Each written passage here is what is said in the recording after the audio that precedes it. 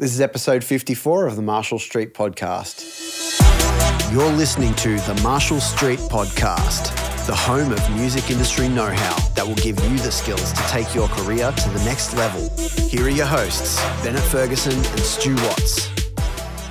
Welcome back to the Marshall Street Podcast. We're here again. Yes, sir. We're banking them. We are banking them. We are, because this guy's going away soon. So we got to, you got to get him in before we... Back-to-back podcasts. Just knock him out. That's right. So last episode, we had Bassie from Between You and Me. We did. And this episode, we're going to be talking about technology in music. We are. How it has changed this crazy industry we work in. And it really has. It certainly has. Many aspects of it, it's flipped on its head. Many aspects of the industry that were around 20 years ago no longer even exist. Yep. So let's start it off there.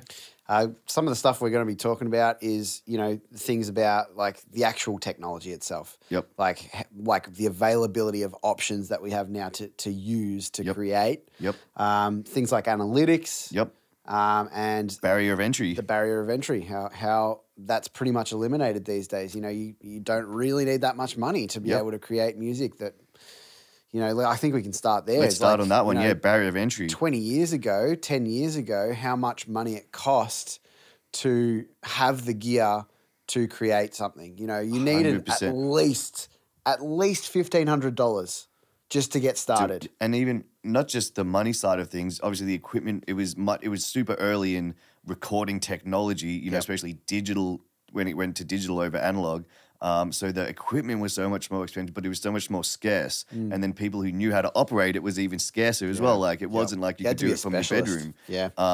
So again, that barrier to entry was much more significant. But I think another big one is you pretty much needed someone around. You needed to, whether it was being born and your dad was in the music industry or your uncle was in the music and knew someone to get these things hooked up, or you had to really go out and network and hustle your ass off to find a way in. Because it was very much a closed circle of the people who produced records in each country, the people who, made a lot of money and were successful in the music industry. It was almost a closed circle for a long period of time. It really was. And I think the difference between like the levels was way more drastic. Yes. There's such more of a gap, a delta between the people that were making music and getting their music heard and local and the music. Rest. And the rest. 100. It's kind of like, I think of it in a way that, 30, 40 years ago, there was maybe a handful of people that made huge money off music and everyone else didn't.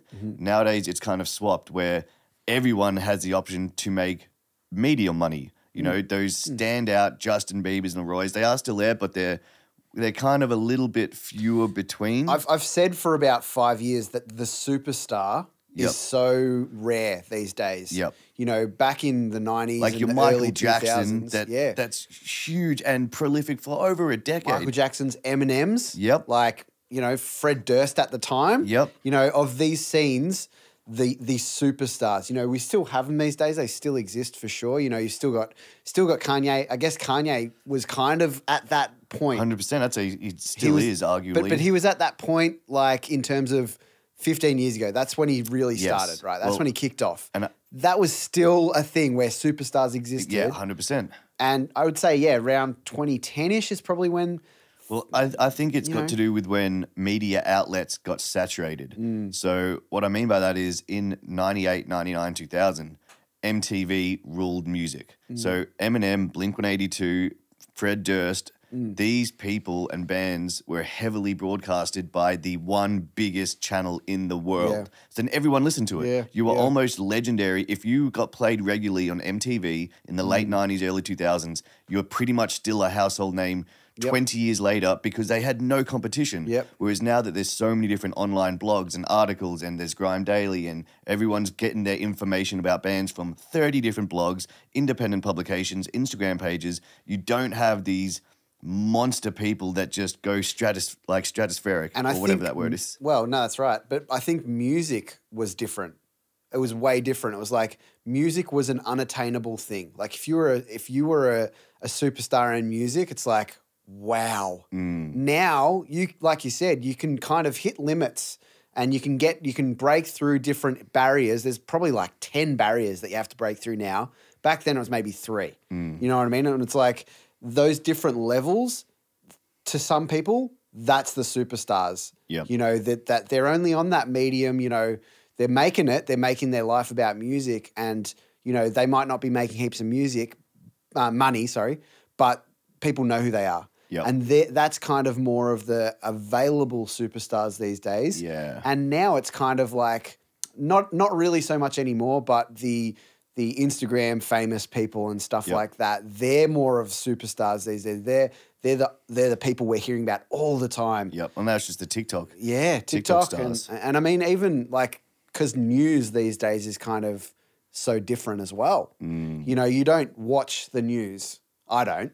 I mean, who the fuck watches the news now? It's such a waste of time. But, you know, 10, 15 years ago, you'd watch the news and you'd hear about, probably because they were getting paid to have them featured on these things, you know. It's crazy. And one of the other things that the, you know, technology and the internet really did was it split up and diversified the income streams in the industry. So instead of there being one huge stream of money that went from consumer to record label, and then the record label then got to distribute to the artist and pay for all these wild and extravagant choose who things. they wanted people to and see. And the label, like it was all the money came in one big stream to the label, and then they could fucking do whatever they want with this huge amount of cash. Now it's a whole lot of little streams that go to different people if you're clever about it. Yep. You know, and it's only in a 360 deal or something like that where the label gets to collect all these little streams. So it's like now you have a little off income stream of merch, of, you know, it might be subscription based. It might be something like, I can't have gone blank. Yeah. OnlyFans, but for music. Bandcamp. In like touring, physical sales, digital sales, like Merch. all these other little streams, they've now been divided and broken up rather than them being one big channel of money. And it was all controlled. It was all so controlled. It was very specific. They had control over what they wanted people to see, this and that. It's so much more independent these days, which is 100%. great for so many reasons, but it also makes things a lot harder.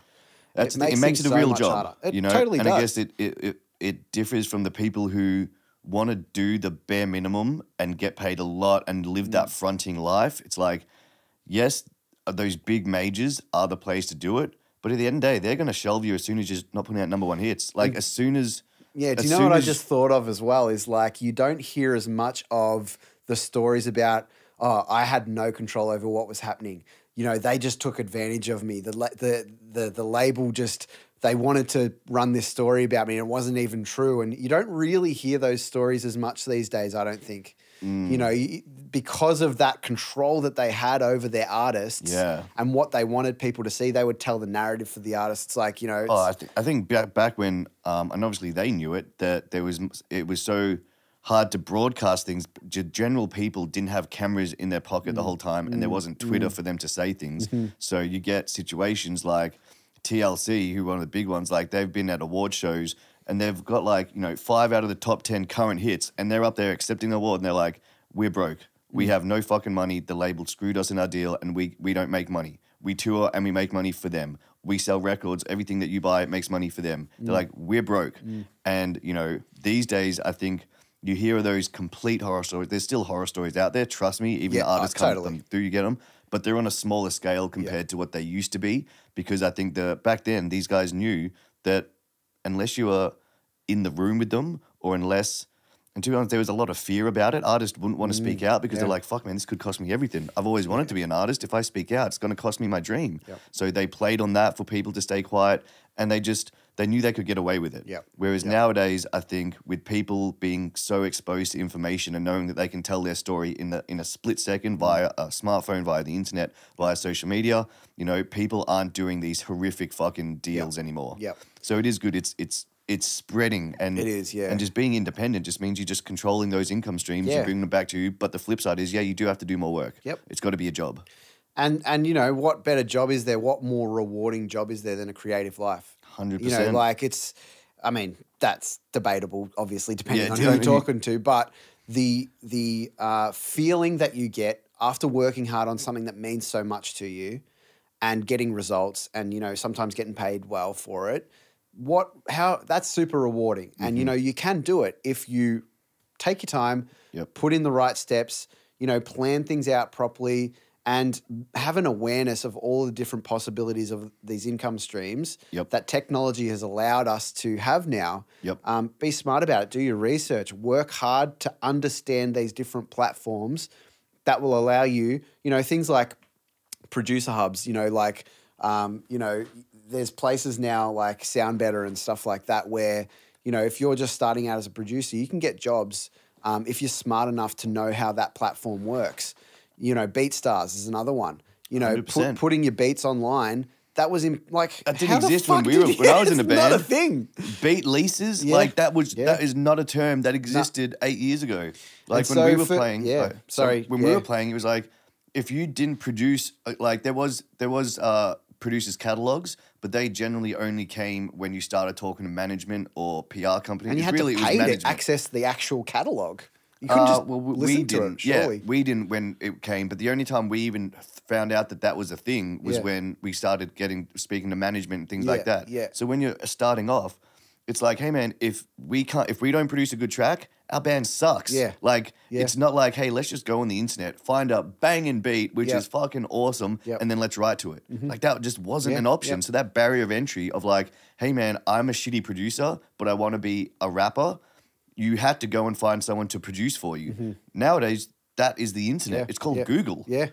It's like the Wild West of beats. And so if you understand those platforms enough, excuse me, if you understand those platforms enough and how to utilize them to make sales, you can be earning, you know, at the start, a part-time living from your music. 100%. You know, in the first 1 or 2 years. Like it's so doable now. Imagine being a high school kid who was like into making beats. They've been making beats since like 14, 15. Imagine getting to year 11, 12 and you're selling beats online, making a couple $100 a week from tunes like, dude, just like you're set for a good trajectory in your career. Absolutely. And that's a very doable thing for most 16-year-olds who do produce a lot in their bedroom. Absolutely. And that's just one way. You know, the other way is obviously being in, you know, rooms with rappers and stuff like that. That was the original way of having to do it. But having that BeatStars thing as a side thing, as just like, it's almost passive income, unreal. And you're just going to be getting better at your, you know, at your craft, at producing, and then, you know, actually getting access to gear to produce on. These days, because creatives, it's a more accepted field. You know, the idea of, hey, saying to someone, I want to be an artist, I want to be a musician, isn't as crazy as it was 30 years ago. People are like, oh, you need to have another job for that. Like, like now there is music stores. Now it's just like, where you can walk into, look at gear. There's stuff for starting out to experts. There's, you know, reasonably priced gear that you can go in and you can start producing right away. Things like, you know, like Slate subscription for mixing, you know, costs like $15, $20 a month, and you have access to some of the best sounding plugins in the world. You know, if you've got a computer, you know, that might cost you, if you're just starting out, you can get a computer for $700, right? Facebook Marketplace. a decent computer. You know, and then the actual technology that you're using to produce an interface, a 2-channel interface, you can get for $200, $300. Well, even before that, you can get GarageBand, which is the little brother of Logic. You can get that for free. On that, you can use the laptop keyboard as a keyboard, and you can use that to literally start making it. You don't need anything. It's not like, oh man, I've got to find someone with an MPC, and you've got to find that one dude in your neighborhood who has an MPC. And then you got to, hey man, well, I can't look on the internet what the fuck quantize means, so you need to figure all these things out. Whereas these days, it's the access to the tools to get into it, they're there. Absolutely. And then the education side of things. There's another side of things. You can learn how to use these tools. You don't even have to pay any money. You know, YouTube is the best free resource. You know, learning where to sift through to find valid information and actually understanding the topic that you're watching, different story. But the availability, it's there, correct. It's free. And then the best thing to do is partner that, because the internet, you know, YouTube, things like Udemy, Lynda, these have replaced universities. Like the information is there and it's good information. It's reliable sources, not YouTube, but things like Lynda and Udemy. go in and you can spend all this time on your own between the hours of 8 p.m. and fucking midnight. Yep. When you were, instead of going to bed, you can now upskill yourself. Yep. And then the best thing, which we tell the people out here, is now go and use those skills with someone else so that you can see and pick up on any kind of blind spots or any bad habits you're teaching yourself. Yep. Because purely when you're learning something new, you don't know it. So you don't know if you're getting into a bad habit accidentally. Yep. So then it's always good to go and double check and be like, hey, Stu, man, check out this new thing I learned last night. We can talk about it. And it's like, oh, man, lucky you said that because I was going to go about it this way. But, you know, you've stopped yourself from falling into this trap. Absolutely. And I mean, Jemmy Beats, literally came into me yesterday with a few little questions that he had for me. I'm happy to help. Like, that's what I'm here for. Like, I had to learn this shit. I'm still learning. You know, what better way is just to ask a couple of questions or, you know, really simple questions. But when you're first starting out, you want to know the right answer. So it's like, you know, that is really crucial to have someone that you can go to find out more information about that you're not scared to ask a question about. And, you know, a place like Marshall Street, that's what we're here for. That's where the knowledge is. Absolutely. And so the barrier to entry, that's a huge... It's gone. It's a huge thing that just doesn't exist anymore. And for anyone listening, if they honestly think there is still a big barrier to entry, it's mentally. You've put it in your head to make this thing seem harder than it is when it's really... like. And even for anyone's like, hey, man, that's cool. I don't have a laptop. You can go to Gumtree, literally get free shit, sell it on Facebook Marketplace, do that for a month, 4 weeks, and you'll get $700 on Facebook Marketplace, then buy a secondhand Mac laptop, and you've now opened the door. It's done. That's if your hunger's there, you'll find a way. You'll find a way. Absolutely, absolutely. And then the other thing that technology has given us is the analytics side of it, to actually be able to get real-time feedback about how our music is doing in the world. When fucking 30 years ago, imagine how would you done that? No One, way. it was, I can tell you from speaking to people who worked in CDs and record stores, it was all completely fraudulated, like buybacks, people in the back of CD shops whose job was literally to scan in CDs and then return them and just have them as sales, because record labels used to do buybacks, stores used to order fucking a whole heap of CDs which counted towards sales even though they'd never got sales. They'd literally go out back and people would throw them out and these get counted as sales. So the ability to get real data and feedback about how your music is going has... And even back then, you'd have to pay some sort of a company who had access to the numbers. You know, even just having those numbers, like, that stuff happened, but then where do you get that information from? You've got to pay to be a member of ARIA or RIAA in America. Yep, absolutely. And so that's another thing, you know, you've got it there. You've got Spotify for artists, you've got Apple Music and that you can gain access to. And the back end of Spotify for artists, great. That gives you live numbers for the first 2 weeks, I think, of a release. So, you know, once you've got that forever. You've got the numbers forever. Oh, no, but I mean, they're live. Like, you can watch it go on. Right. After that, I think they update like every day or something. But you can literally watch it live for that start of it. Yes. And it's like, this gives you the real data to go off. It gives you real information. Whether you want to keep your head in the sand and pretend those numbers aren't what they are, or pretend they're bigger than they are, or you don't want to look at them because it's a soft spot and you're like, oh man, I think I'm better than that. That's completely up to you. But the fact that you've got data there and you can actually sit down and go, cool, last release did this release did this, last release, this was my release plan, this one was this. If you want to look at it from that analytical way, you have got all the information to do so to then plan your next one. Now, yes, that is extra work. It is going and looking at numbers and it's spreadsheets and it's having to look. Sometimes it may suck, but it's like, do you want to do this? Do you want the job? I think it's that easily obvious thing of the amount of time that you put into it is what you get back. And so you can say it's a waste of time if you want. That's up to you, but you're not going to get the return that other people that do put the time in and make the effort to do things like, you know, preparing for tours by budgeting, finance, all that sort of stuff, actually looking at where you're getting played so you know whether it's a good place to tour for. All of those little things make such a big difference into how successful the next thing that you do is going to be. And because it also comes down to your attitude to it as well. Totally. If your attitude is, well, I'm not going to do it unless I can really see the benefit myself. It's like, well, one, you never know what's going to benefit you. Your attitude should always be, sweet, well, let's do it. Even if you don't, you'll learn something from it. You'll be better from it. Your attitude towards doing things for it will carry on. Absolutely. And once you've done something, you can have an actual opinion on it. Yeah. You know, people that haven't done something and are making these claims that it doesn't work or this is how you do things. And it's like, you're talking shit. Yeah, yeah. And you're only lying to yourself. People that believe your bullshit as well. So it's like, where's the win there? There's no win there. No. It's purely ego. Yeah, exactly. Never listen to advice from anyone that isn't doing or hasn't done what you're trying to do. Yep. Because it's just their internal opinions on shit. Yep. And then there is also something about humans, unfortunately, where there is people who, when they see you doing something good, if they're lazy in their life or they don't think they're doing it all, they just want to tear you down. Yep. They want to be like, oh man, you know, it makes them for some reason feel smaller or feel more insecure when they see someone going out and chasing it and doing funny things with almost no expectations. You're like, hold on, why are you doing that? I'm not doing that.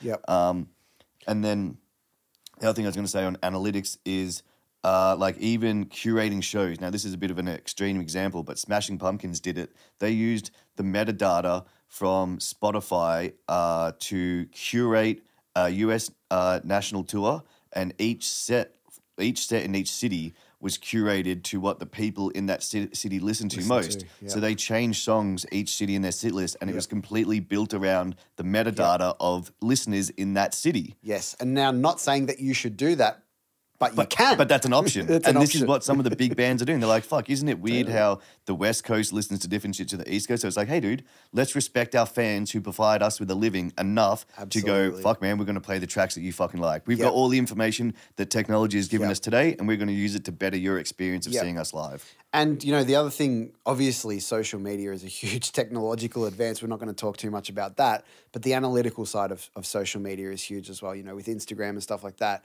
you can see, yes, it might be how much Instagram's pushed a certain post or something like this, something like that, how much you've posted in the last week, or all those things matter, but you still have access to information that might tell you a little bit more about your audience and who's viewing what and who's responding to what sort of posts are getting comments.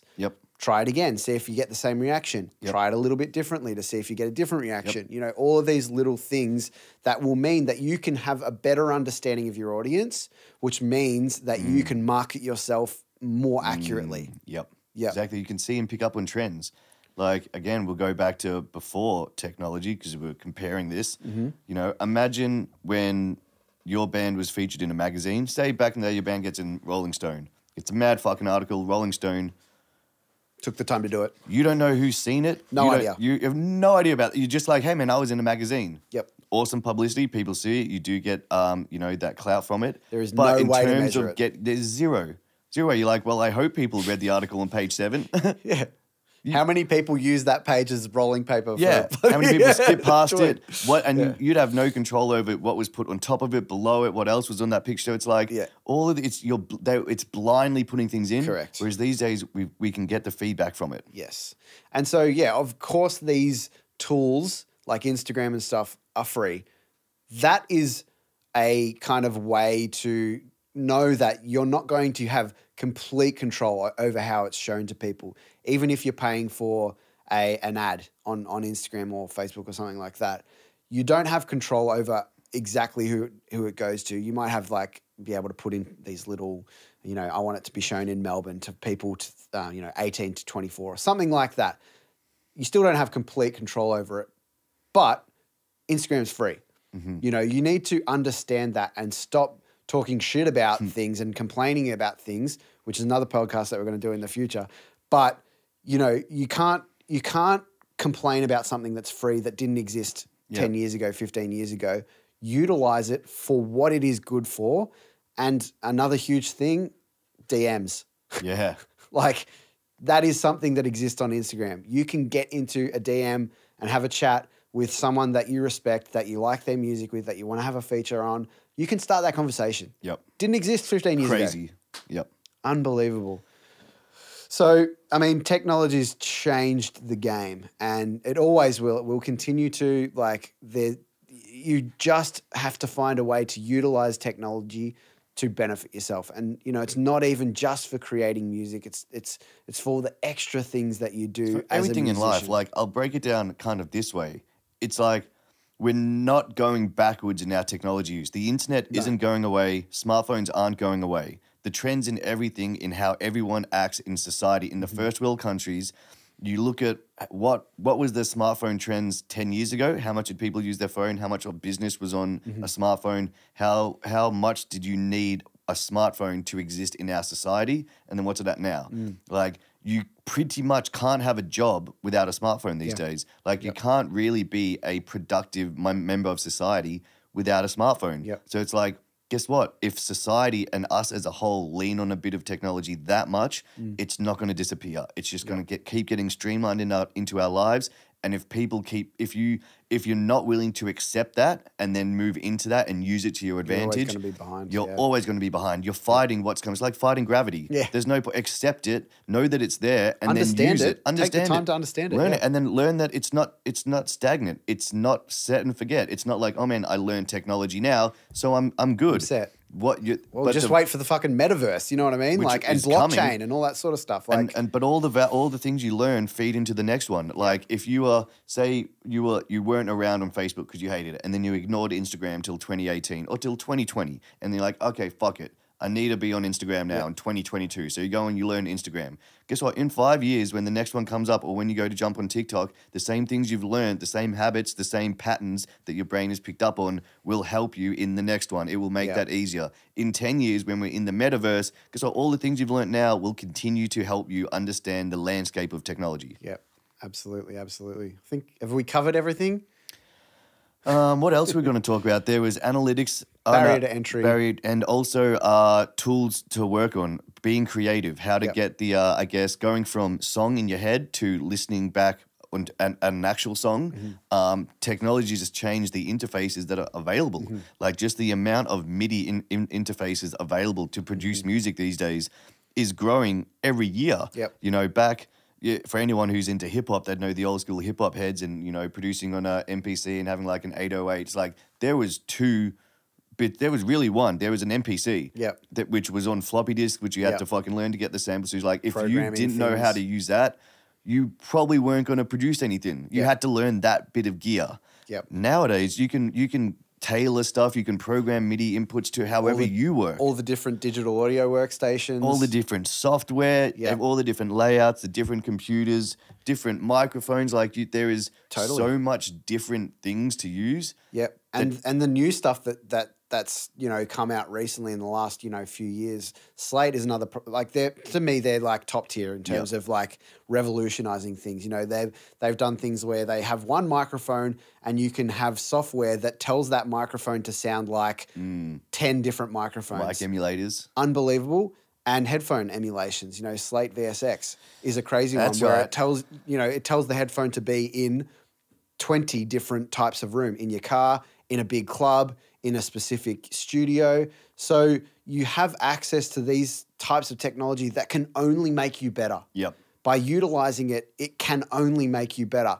I'm a massive fan of trialing different plugins, different, you know, software instruments. You know, Arcade's another one that's crazy to me. Arcade, you have a sample library, and things like Splice as well. You know, sample libraries that you pay for, you know, a $10 monthly subscription. You have access to all of these amazing high quality sounds that you can sample and use in your songs. You don't have to get clearance for it. That's what they're there for. Unbelievable. And the sounds are legit as well. Like, they're good quality. They're used in the best production. 100%.